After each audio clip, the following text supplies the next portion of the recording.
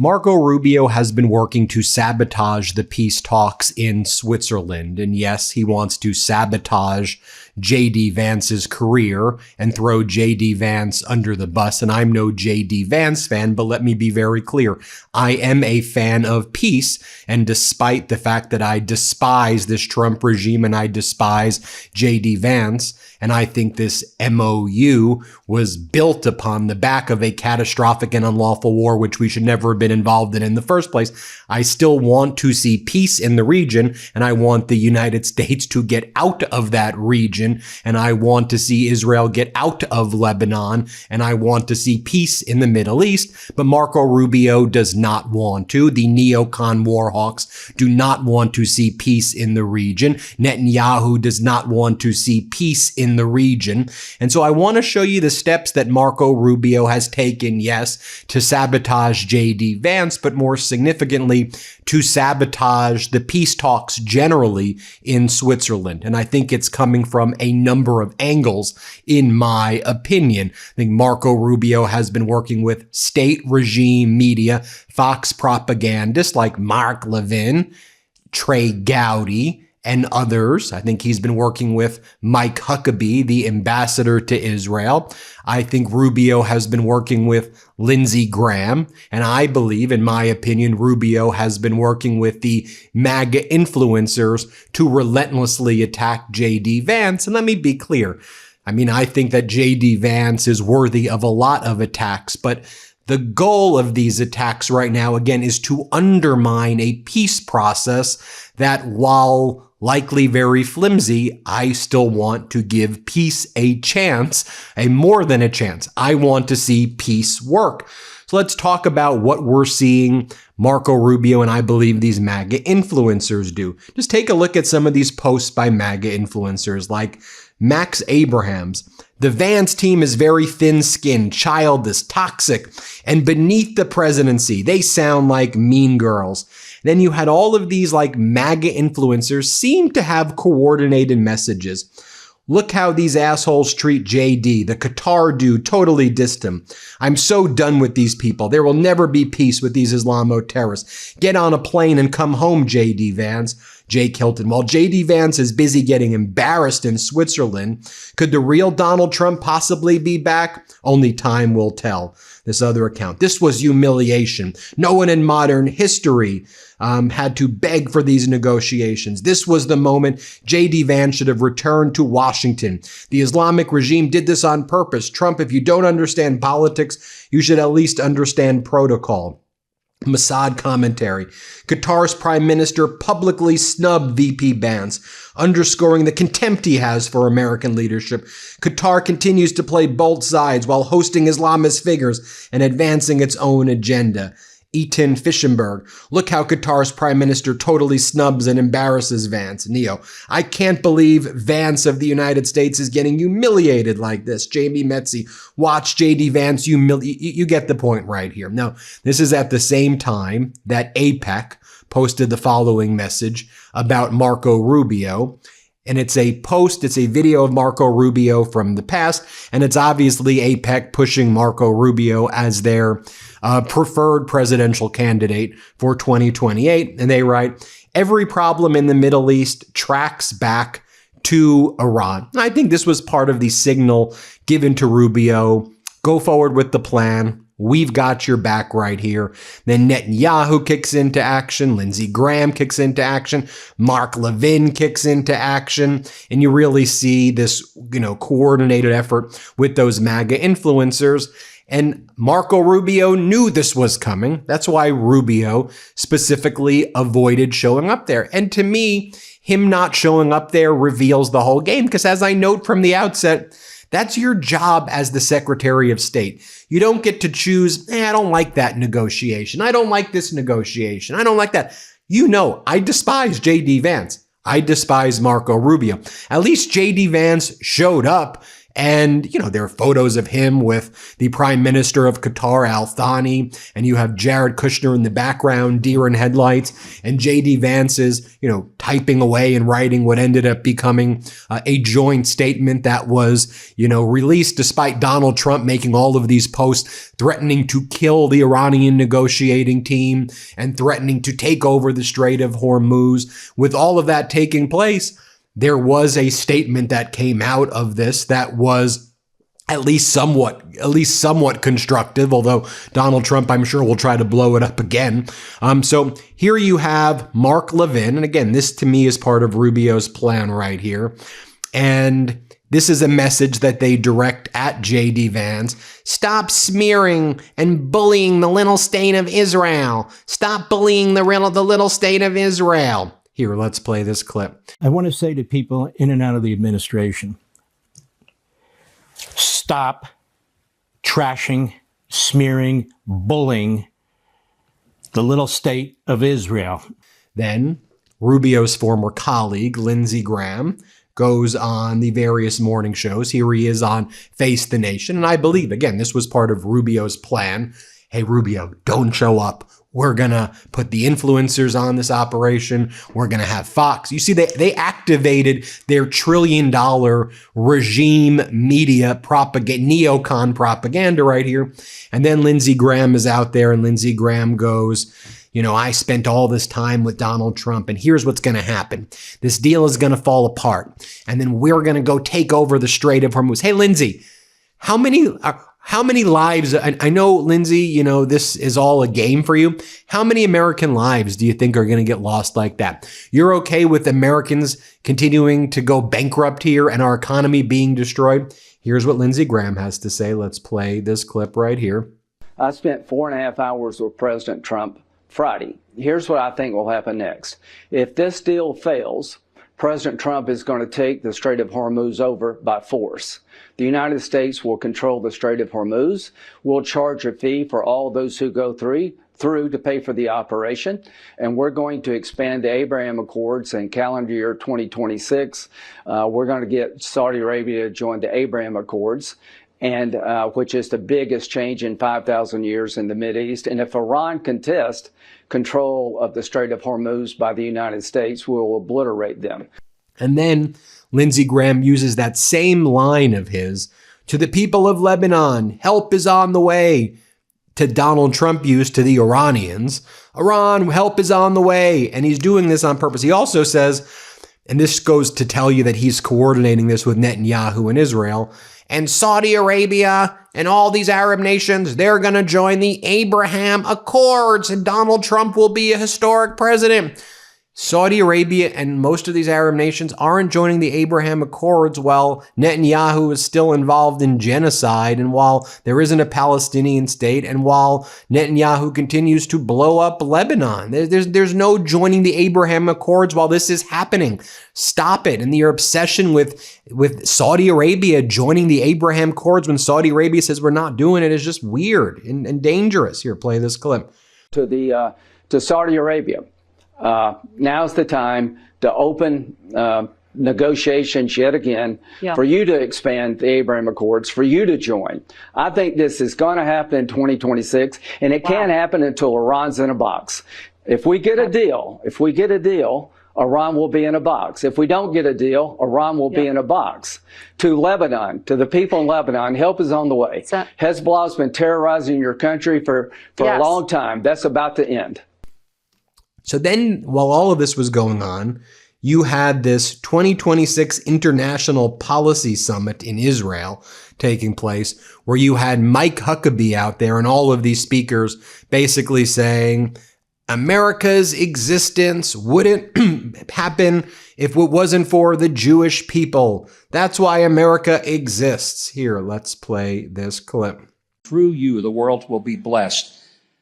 When our founders understood, they understood it in such a way that even in our Declaration of Independence, we made very clear that our rights don't come from government, they come from God. They come from the Creator. And where did they get that notion? They got it all the way back to this very city in Jerusalem. They got it clearly from the time of an unbroken history of the Jewish people having been connected to God and being a light to the world. And I want there to be no misunderstanding. Americans, whether they understand it or not, need to be grateful to God for the Jewish people and the foundation upon which freedom and the sanctity of the individual was founded, because that is what separates our values from the values of totalitarianism and dictatorship. I want no part of that. I like freedom, and the heart, the soul, and the genesis of that came from right here in this land. Let us never be apologetic for it.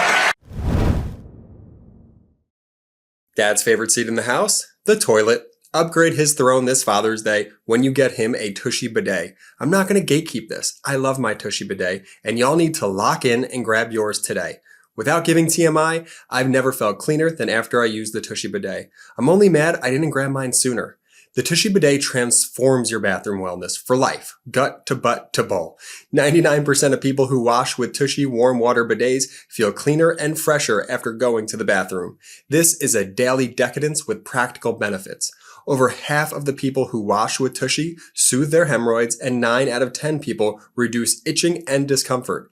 Instead of wiping endlessly with toilet paper, Tushy pristinely removes 99% of bacteria while protecting your natural skin barrier thanks to one natural ingredient, fresh water. Installation is simple and takes about 10 minutes to complete. Literally, anyone can do it. People who have made the switch to Tushy use up to 80% less toilet paper. No more clogged toilets, no more wasting money on something that does an inferior job cleaning your body. Every Hello Tushy bidet comes with a 30-day hassle-free return and a 12-month warranty. Stop guessing you're clean. Start feeling it. For a limited time, our listeners get 10% off their first bidet order when you use code MeidasTouch at checkout. That's 10% off your first bidet order at hellotushy.com with promo code MeidasTouch. And then at that same conference, you see how this is all being coordinated? Netanyahu basically continues to escalate the rhetoric against Lebanon and so does Ben Gvir and so does Smotrich, when Article 1 of the Memorandum of Understanding is all about de-escalating, deconflictization of Lebanon. And that was one of the main topics of the negotiations regarding the MOU over the weekend. So the goal was to try to derail the peace talks. And again, that's why Rubio wasn't there. Rubio, in my opinion, was the puppet master working with Netanyahu and others this whole time. Netanyahu goes, we attacked their bridges. We attacked so many targets. The cumulative damage we did to the IRGC economy is not counted in the millions, but the hundreds of millions. Not in the tens of billions, but the hundreds of billions. It will take them a long time to recover. The terrorists don't just target civilians. They hide among the civilians. We target the terrorists, but there are some civilian casualties in every such war, Netanyahu says. As long as we need to protect our people, we will remain in the security zone in South Lebanon. The reason is perfectly understood. No country would be asked to do otherwise. Then you had Ben Gvir, and Ben Gvir, who's Israel's national security minister, one of their top officials. So when Israel's like, he's just a fringe figure. He's the national security minister. He goes, this is what he says. Lebanon, all of Lebanon should become our playground. All of Lebanon should be our target. And they tell me, wait a second, there is Lebanon and there is Hezbollah. I do not accept this artificial approach. These are direct quotes from Israel's national security minister. 1,000 Lebanese mothers may cry, but not a single Israeli mother. With the Iranians, there is no point in making compromise and no point in signing agreements. The Iranians need to be bombed and then bombed again and then bombed again. And it's the same with Hezbollah. Just keep bombing them and then bomb them again, then bomb them again. That's how it works. Anyone who wants to condemn me can condemn me. Let people around the world say whatever they want. I truly believe this. And again, Rubio's not there. Netanyahu's giving that speech. Huckabee's giving that speech. Mark Levin is giving that speech and saying those things. Mark Levin spoke at that conference as well, and he's been in Israel coordinating with Netanyahu, although he claims, no, I'm not coordinating with Netanyahu. And then you also have, I'll show you in a minute, former Vice President Pence going on state regime media with Trey Gowdy. I mentioned also the MAGA influencers all doing that. You saw the effort. And again, sure, they're naming J.D. Vance, but the reality is they're attacking any possibility for peace. And as I've said before, I'm no Vance fan, but I am the biggest fan of peace. The MOU is done. I don't want to see the MOU fall apart. If that means the Strait of Hormuz remaining closed, and we saw what happened when Israel's continued to attack Lebanon and Iran shut down the Strait of Hormuz again this weekend. I want to see it open. I want our tankers to get, I want oil prices to go down. I want relief for the American people. Okay. I can hold that thought and still say, I despise J.D. Vance. I despise this regime, but I also want to locate where this is all coming from. And it's coming from Rubio and Netanyahu, who are working together to undermine the process, obviously. And so I'll show you what was going down also on state regime media, which calls itself Fox, when Trey Gowdy also brought in Mike Pence. Here, play this clip. With our CIA director, John Ratcliffe. I've seen his patients run out with me on the golf course. I don't know if you've ever seen his patients run out, but that is not something the Iranians, I think, want to see. Mr. Vice President, thank you for your service. I love service. And then I don't want to show many more clips of Mark Levin because I despise Mark Levin and he's such an obvious propagandist in my opinion. But Mark Levin over here, you know, again, Fox gives him this platform because, you know, I believe Murdoch is a neocon war hawk also who wants us to be back into this never-ending war and doesn't care about the consequences. For him, maybe that's good for ratings and, you know, good for more market manipulation. I don't know. Then Mark Levin promoting a pro-regime change poll says, Donald, I want you to know where your supporters are, okay? The supporters are all, well, I want you to go back to war and have everybody die. Here's what Mark Levin says. Play this clip. Well, look at this. New York Post. President Trump's most fervent supporters prefer overthrowing Iran's theocratic regime to reaching a negotiated settlement with Tehran by a margin of more than 2-1, according to a new survey. The Reagan Institute summer survey found that 51% of self-described MAGA Republicans said they wanted the U.S. to install new leadership in Iran, while just 25% preferred a peace deal. Among all Republicans, 50% said they were in favor of putting a U.S.-friendly regime in place, with 25% again saying they wanted a negotiated settlement. You know, these isolationist so-called influencers don't influence anybody except the few people in Washington, D.C., and I would encourage the Republicans, MAGA, traditional conservatives, White House, Congress to start paying attention to your supporters and your voters. Victory is the best for electoral success. Lincoln found that out at the end of the Civil War, too. And then, obviously, Mark Levin they're literally coordinating to speak to Donald Trump. I mean, just think about what the hell is happening right now. And then Mark Levin's like, the MOU, because they blame, you know, J.D. Vance for the MOU, is intentionally silent on ballistic missiles. They can train that against the United States. Here's what Mark Levin says. Let's play this clip right here. This MOU is intentionally silent about ballistic missiles, the most devastating and destructive conventional weapon that exists. Iran is free to manufacture thousands and thousands more of them. There is no limit on its ability to produce them, nor is there any limit on its reach. We learned a surprise about a month ago that they had a ballistic missile that could reach Europe. And soon they'll have a ballistic missile that can reach the United States. And there's nothing in the memorandum of understanding that prevents it because it doesn't even address ballistic missiles. Despite all the denials, the MOU is a massive cash cow to the Iranian regime. We will give the regime $24 billion that we've been withholding from them. Their money, we're told it belongs to them anyway. They're a terrorist group. We don't give them their money or anybody's money. We will facilitate the delivery of another $300 billion, give or take, for the regime from whatever source, probably Arab countries. The regime is free to sell oil through the Strait of Hormuz, and in fact will now control the Strait of Hormuz. Nothing stops it. Nothing stops it from controlling it, and will be able to charge whatever it wishes after 60 days. So here we have international waters that have now been conferred by us to the enemy.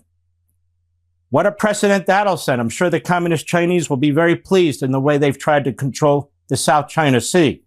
There's not a word in this MOU about Iran ending the funding of Hezbollah, Hamas, the Houthis, or any other terrorist organizations. Nothing. Zippo. All sanctions against banking and financial and commercial activities are lifted. And as a matter of fact, any sanctions that are out there by the UN or the IAEA or any other organization, we are committed to assisting in getting those lifted for the Iranian regime. Not a word, not a syllable about the Iranian people. Nothing. Zip. And so while Marco Rubio is puppet mastering all of this, in my opinion, behind the scenes, what he wants to be here for is the Colombia election.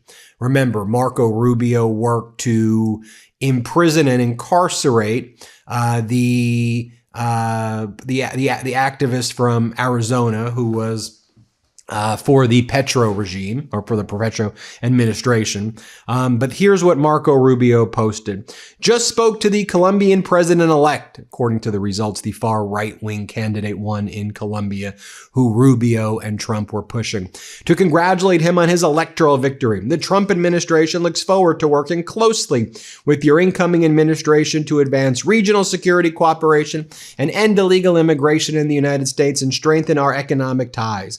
Colombia's best day is ahead. And then putting that message to Donald Trump posts, he won big. The guy calls himself El Tigre. He's a lawyer in Colombia, Albrador de la Espriella. And he, according to the results, it's a narrow margin. They're likely going to have some challenges to it. But you know, that's who the winner is as of now. New York Times is expecting that he's going to win.